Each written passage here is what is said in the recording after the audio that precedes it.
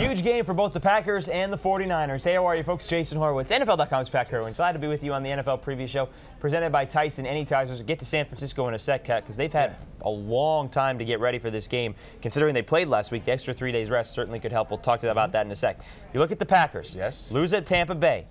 Beat Dallas. Are they the most inconsistent team in the NFL? No. I knew you'd ask me that question. They're not, but they're right up there with Atlanta and Baltimore and Buffalo. And there's a bunch of teams that win-lose, teams that can't win 2 and 3 games in a row. Yeah, they're inconsistent, but there's a whole lot of teams in the middle of this league right now as inconsistent. Well, one thing they did very well last week was they shut down the Dallas running attack. Now, Dallas didn't try to run that often, but they only gave up 61 yards rushing to the Cowboys. Right. Can they shut down Frank Gore in this ball game? Well, Frank Gore is on fire right now. He scored a touchdown in the last 3 games. Frank's over 5 yards a carry. He's got 6 touchdowns for the season.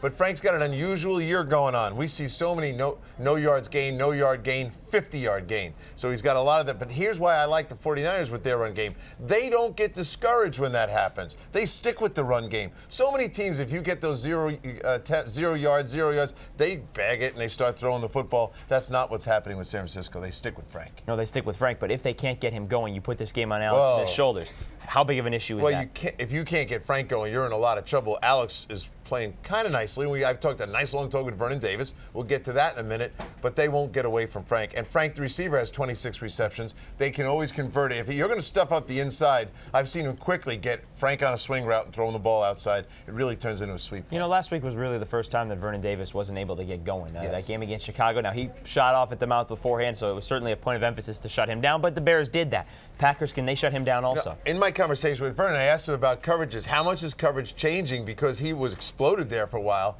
He said, look, what's happening now is I'm getting double covered, but in strange ways. Like they'll be waiting on if I'm running a crossing route, the guy who's behind me will let me go, and now they're waiting over on the other side with another linebacker. So wherever I go, there's someone there for me. If I try to go deep, it's almost always double coverage. So he's got issues there. But the good news is, go somewhere else with the football, Alex. And I think that's going to happen. And I think it's time for Crabtree, who's now got 18 catches in 4 games. Pretty good for a start of the season. And I think it's time to go there. Vernon had no problem seeing himself as a decoy. He liked the ball. But if you're going to drag 2 all over the place and really a third waiting on the crossing route, there's opportunities other places. And not bad considering you didn't start the season until the middle of the season and get into camp. That's the other part for Crabtree. All right, when you talk about the Packers here, Pat, you're talking about a team that does have offensive explosibility. That's not a real word, but offensive explosion. Last week it wasn't there, but it was enough in the 4th quarter.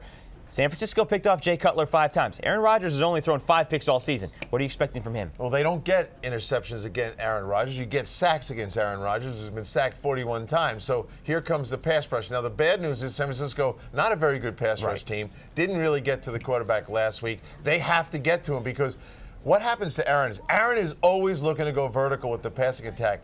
You want to know if San Francisco's in trouble? Watch the check down to Ryan Grant. Once we finally see that, a little drop-off pass to him, now all of a sudden they've made an adjustment. Grant needs to have that, and Aaron Rodgers needs to throw it.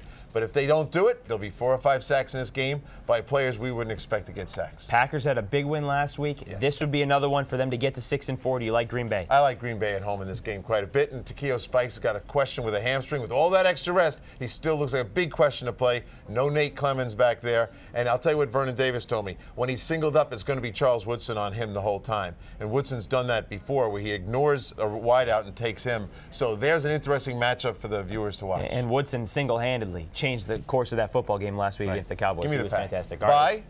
More than a touchdown. More than a touchdown. It's 1 p.m. Eastern. For more on this game, stay with CBSSports.com. That'll do it for the NFL Preview Show presented by Tyson Anytizers, the meaty good man snack. For Pat Kerwin, I'm Jason Horowitz. Take care, folks.